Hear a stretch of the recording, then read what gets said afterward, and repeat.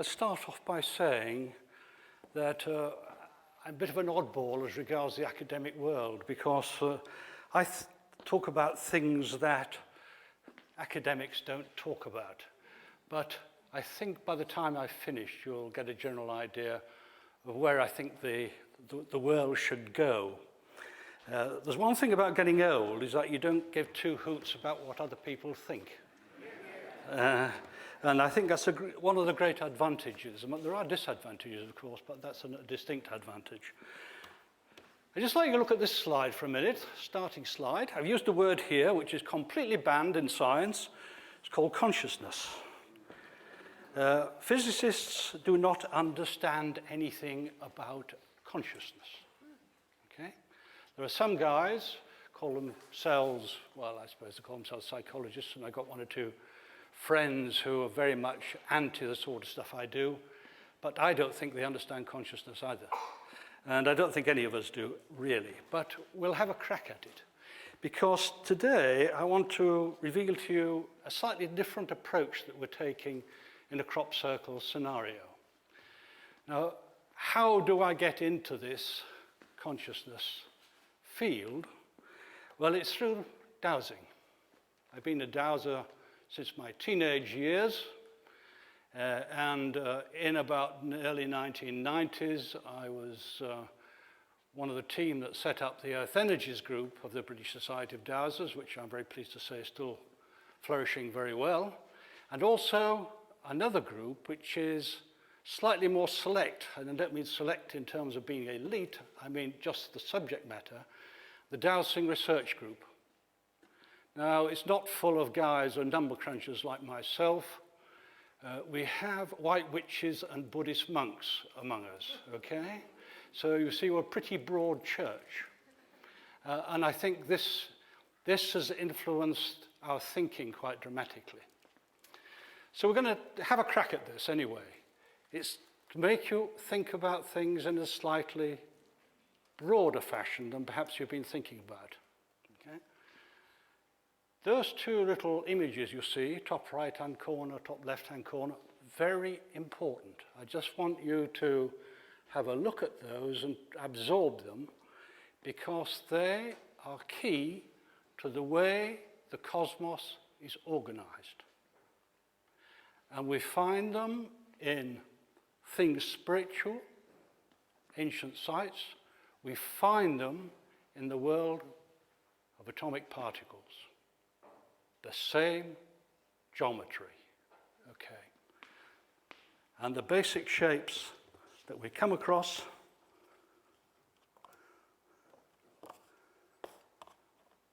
this one here, which others who've suffered me on previous occasions see that that's my favorite shape.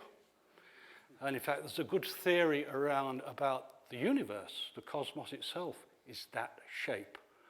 I shouldn't use the word shape. I should really use the word topology. That's the topology of the cosmos. Okay? And other things that we're interested in are things like that, big spirals of different sorts. Everything is a spiral.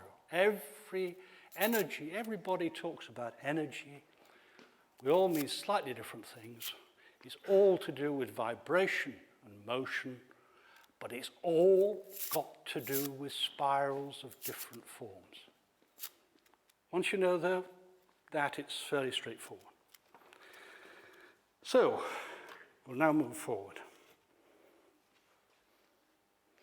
If we can make this thing work.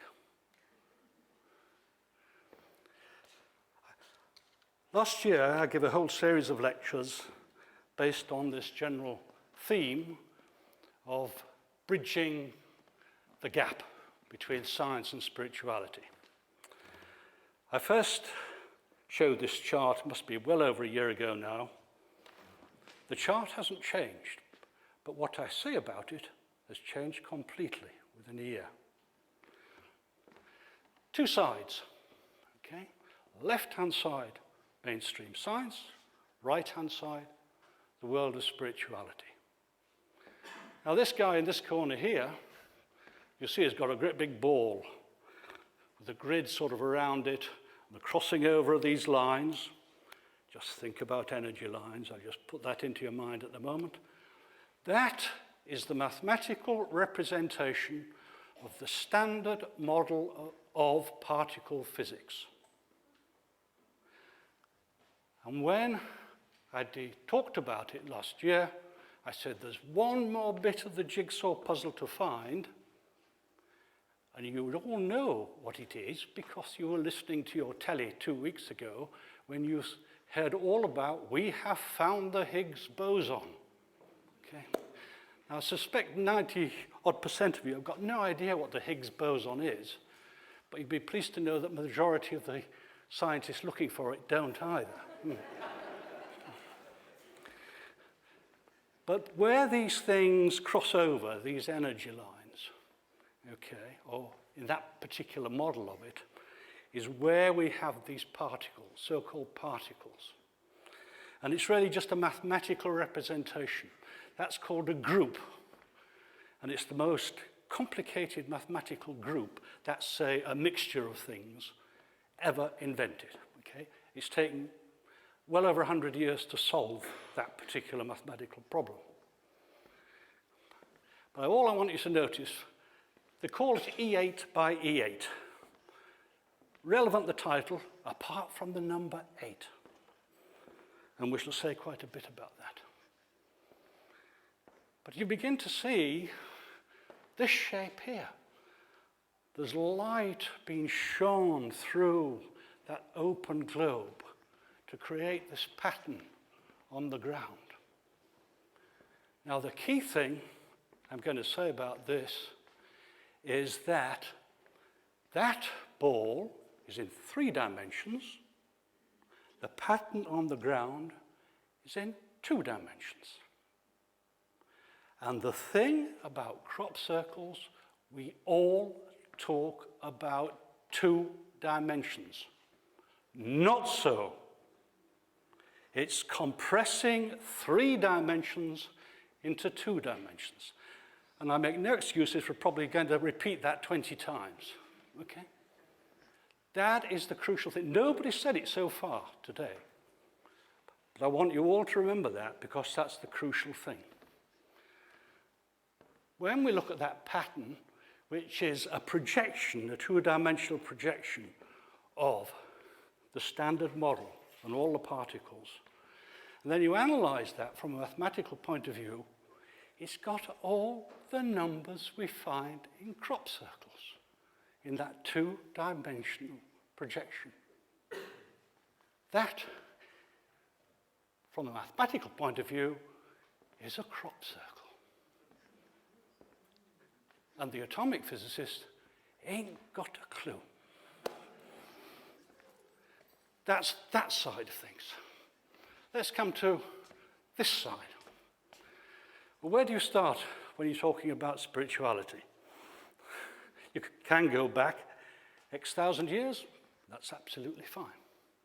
But I'll only go back to the beginning of the 19th century, whereby there was a team of Leadbetter and Besson. Those who you are familiar with theosophy will be familiar with this. That Leadbetter used his mind as a microscope. A mind microscope. And he said to himself, what does the smallest particle Mother Nature produce, what does it look like? And this is the shape he came up with. Okay? And that was the basis of a whole tome of work called occult chemistry.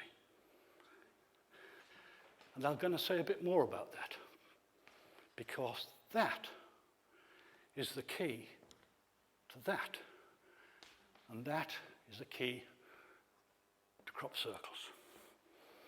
How do we join these things together? Well, this is my bridge. A year ago, we were on a rather rickety rope bridge, I thought. I thought we'd seen the light. We'd got some idea about what one group was saying and what the other group was saying.